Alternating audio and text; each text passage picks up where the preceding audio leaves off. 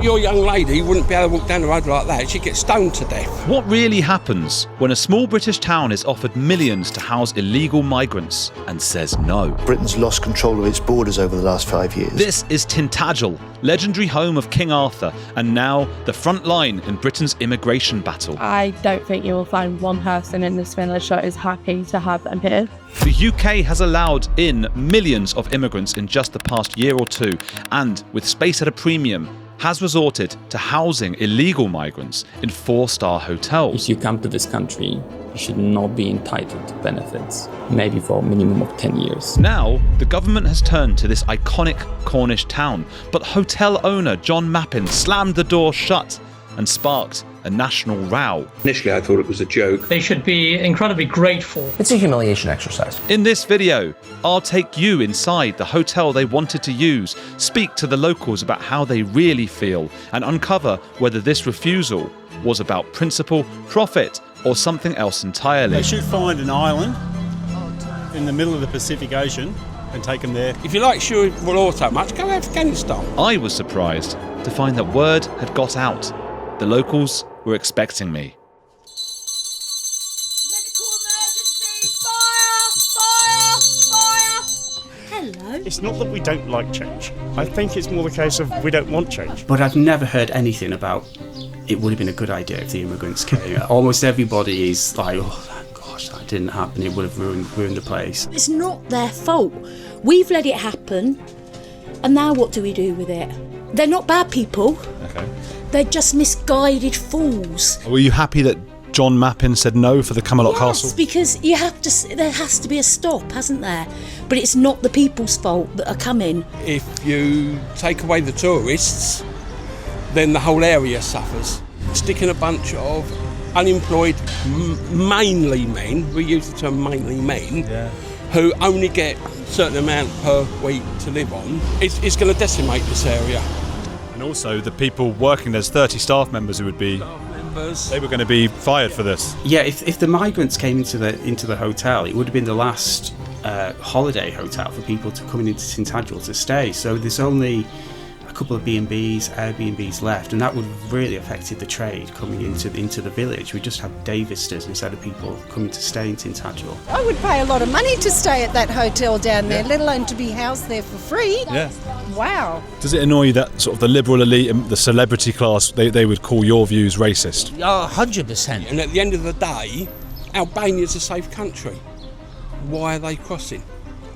And if you can pay 4, 5, 6, whatever it is grand to a people smuggler, then obviously when you arrive in the country, you're not destitute, are you? Maybe after the money you've spent on the people smuggler.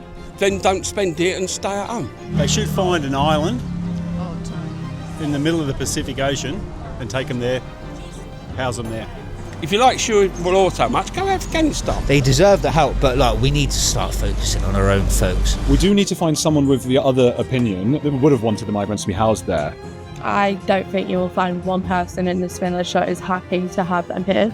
We have no judgment, so to say, but it's a big ask of the government. Are people who don't want it racist?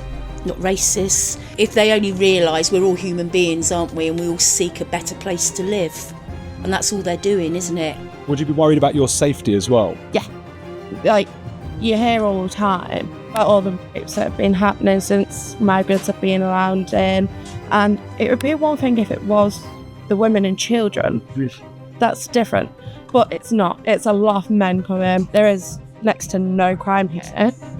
And I would be worried. Hello, John. Andrew Gold. How are you? Good. How are you doing? Would John let me in and show me around? And if he did, what kind of luxury was really on offer behind those grand doors that the government sought out for those coming illegally into the UK? You can't play with cultures like this. I literally, genuinely thought it was not just a joke, I thought it was a wind-up. As you walk around here, you really get the feeling of this English majesty, and you feel like every single thing that you've pointed out to us is a vital part of English history. So can you imagine just this being held as a migrant centre, a legal migrant centre? I could imagine it actually, because it's happened elsewhere. I am not against any other culture. I just favour our own. I think that we'd probably put 200, maybe 300 migrants in the hotel. How have your staff reacted to hearing about all of this? Well, I think they were quite shocked after they found out because, of course, the government wanted to lay them all off. I mean, it's very sad what the government does to us. I'm not the only one who's been here around 20 years, and suddenly they want us to lose the job because of some other characters to come here. We're probably the biggest employer in this area, so a lot of people rely on this business to function. But thanks to Mr. Mappin, we are safe here. And do you get the feeling that John hates immigrants and foreign people? No, there's quite few of us who came here, as a part of the EU, and we have a job here. So Mr. Mappin is a very friendly person, and everyone is welcome. English people are extremely welcoming. Okay, but they only ask for very simple things. They want you to come legally. They want you to be respectful of the culture. Okay? They want you to integrate, be helpful, pay your taxes. If you do that, and I never met nothing but kindness. But then to people to come and take advantage of that kindness is not right. It cannot be you just step your foot and you get everything for free and you prioritized over the local people. For me, it's insane. I want to do everything possible to protect this country, to keep it what it is.